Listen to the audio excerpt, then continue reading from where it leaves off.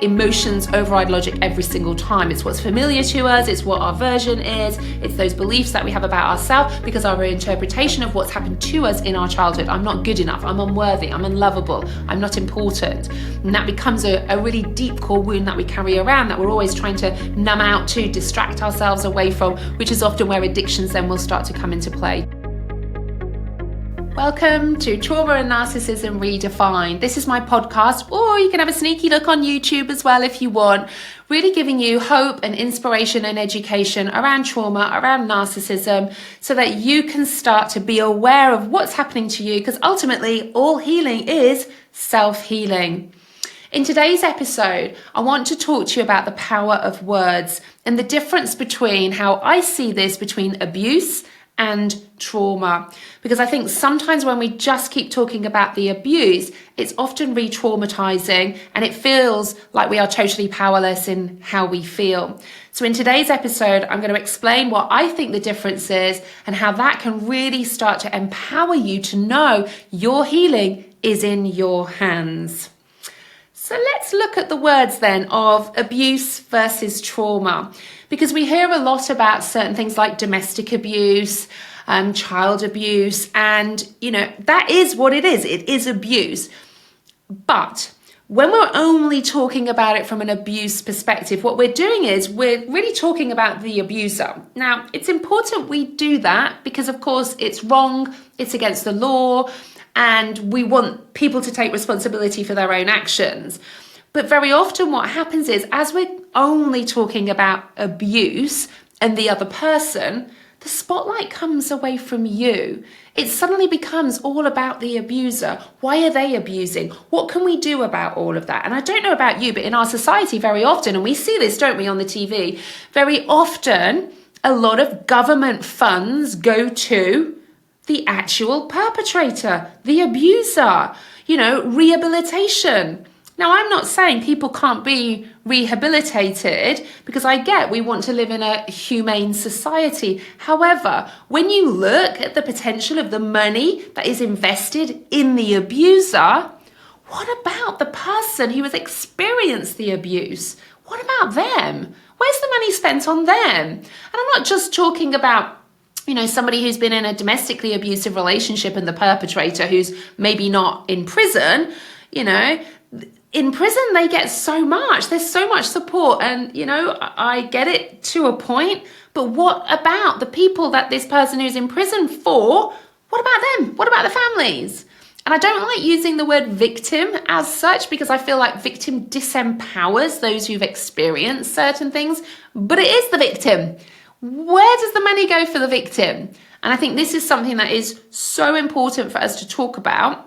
I've experienced my own domestic and narcissistic abuse, and I needed to understand the abuse. I needed to understand the abuser. But by only focusing on that, it was slowing down my healing and actually re-traumatizing myself in the process. So our words are really, really important when we're actually talking about this too. And actually, by nature of what we call lots of things, we are focusing on the abuser. And, we need to do that. I always think when I'm working with people around healing, we do need to understand, we do need to look at this, because I think it's really important for us as individuals when we've experienced any kind of abuse. We need to look at the other person, acknowledge that they are an abuser, and acknowledge what has happened. But then really, keeping on going with all of that doesn't actually help you feel any differently. So it really is about steps and layers when we're looking at healing from abuse and indeed from trauma. So if we're only looking at the abuse, what does that mean? Well, it means we're going to carry on staying the same. We're going to remain stuck. We're going to remain in an activated state in our own nervous system. And ultimately, if we are perpetually living in these survival and stress responses when we're not actually in any danger anymore, and that might mean the abuse happened historically, but we're pumping out cortisol in our body within our nervous system to try and keep us safe because we're in a fight, flight or freeze response, the long-term consequence and implication of that is chronic illness and disease.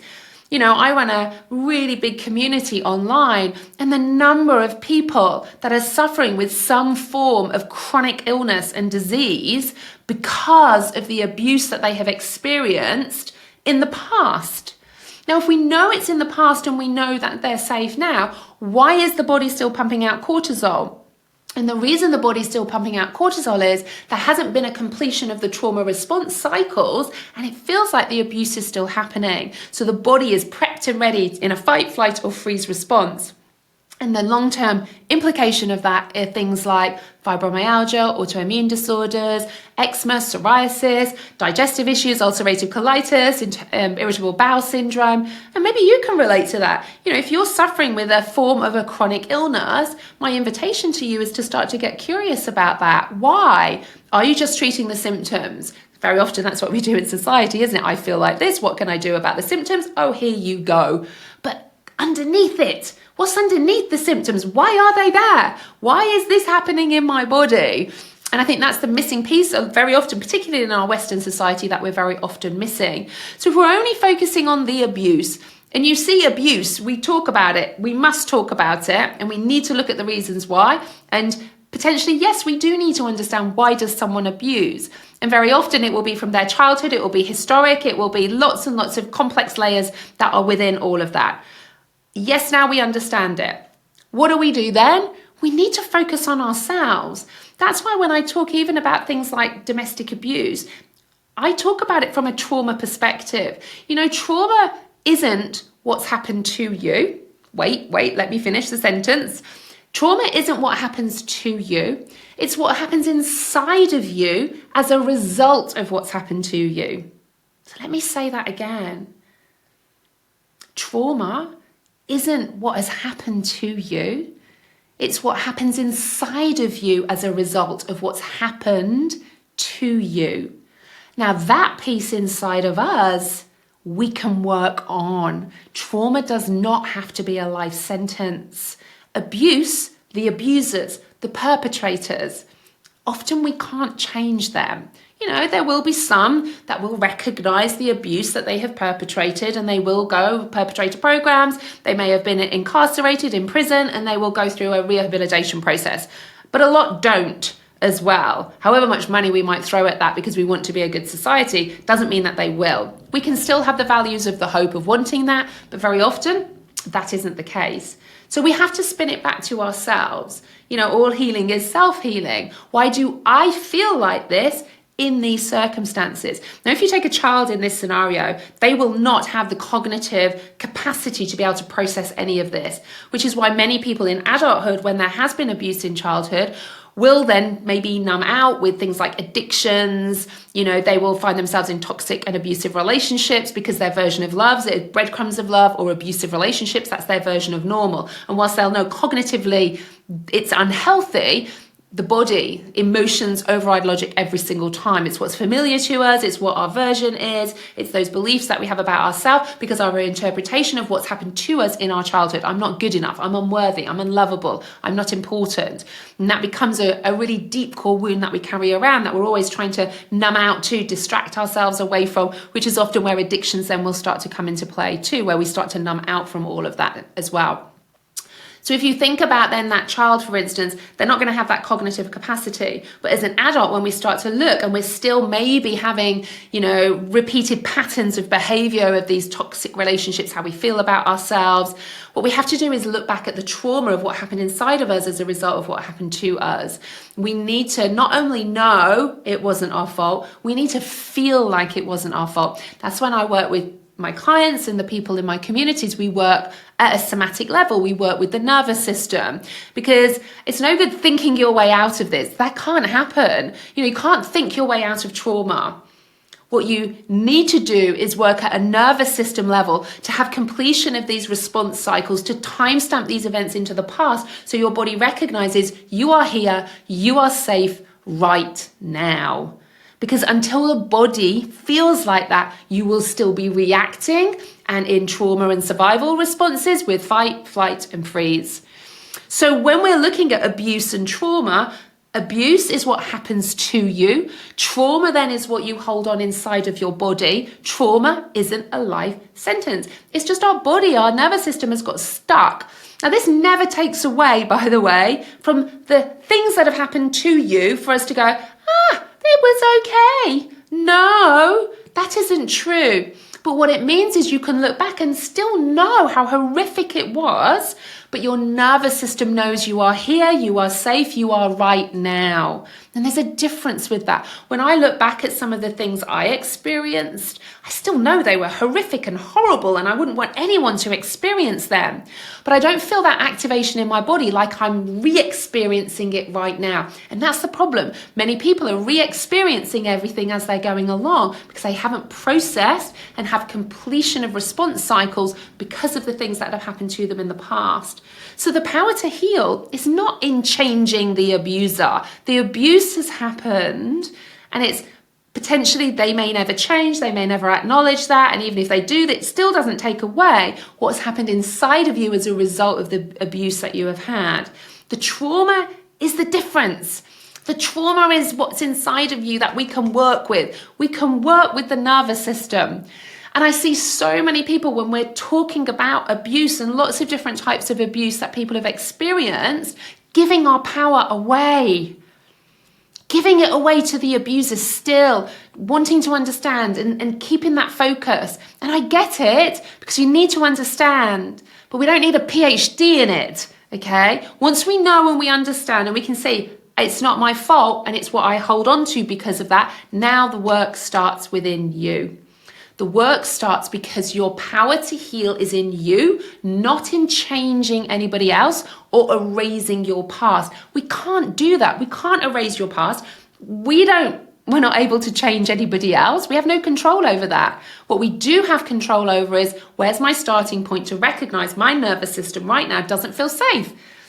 I don't feel safe. I don't feel good enough. I don't feel worthy. That is my core wound. So everything is about distracting and numbing me out from feeling like that. But why do I feel not good enough? I know I am. I know I'm good enough. I know I'm lovable. I know I matter. Why do I feel like that in my body? And that's when we start to do things like somatic experiencing, for instance. That's what I often will use with my clients, somatic experiencing or brain spotting or EMDR. Internal family systems. We're just really time stamping these events into the past, so the body can feel present right now. And very often, many of us are living in these survival responses on a daily basis in fight, flight, or freeze, anxious, depressed, dissociated, angry, all of these elements that are actually survival responses in our body that we've put labels on. And we have to get curious about why, if I'm not with them or I'm not experiencing abuse anymore, why do I feel like that in my body? That's our power. So when we're looking at things like domestic abuse, I almost feel like we should be calling it domestic trauma.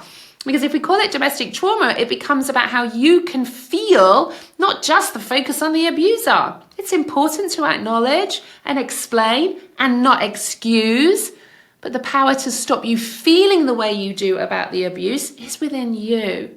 And we can work with that. I've worked with so many people now that have come to me, literally, and it's from childhood, it's from relationships, and they're angry, and they're numbed out, and there's addictions at play, self-harm, all of these things that are there desperately trying to look after you as responses in your body. And when we get completion of that and we work through that, it changes everything, because it doesn't change the abuse. It doesn't change, how horrific it was, how wrong it was. It doesn't change any of that. But what it changes is how you feel in your body about that. So you can come back to what we call a ventral vagal state, a state of more social engagement, more presence, more blood flow to the front part of our brain, allowing our body to come back into a homeostasis, meaning we're not pumping out cortisol, meaning if we're suffering from things like chronic illness and disease, we start to see those subtle changes then in our body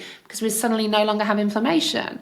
We suddenly may have no longer got fibromyalgia, no longer got IBS, eczema, psoriasis. And the reason why I say those conditions, because I've worked with many people where they have had these diagnoses from the doctors.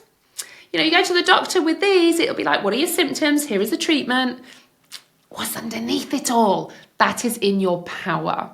So let's be really careful when we're using words like abuse and trauma. We want to say what it is. It is abuse. Absolutely. But what you have is trauma. Trauma isn't a life sentence, and trauma can be healed. So I hope this is really helpful to you to start to understand this. And in no way am I taking away the experience that you have had. But ultimately, I don't want you to carry on feeling the way you do about the experience that you have had. I'm not taking away the nature of it, but I want you to live a happy, thriving, flourishing life because it's available to you. So take care. I hope this has been really, really helpful. Drop me a message. Let me know. What do you think about this? Do you want to keep focusing on the abuse? Because some of you might listen to this and think, no, Caroline, we do need to focus on the abuser. And I get we do to a point, but there comes a point where we also have to focus on ourselves because it's our life. No one's going to come and rescue us. So take care, everybody. Mwah. Lots of love to you, and I'll see you on the next episode on Trauma and Narcissism Redefined.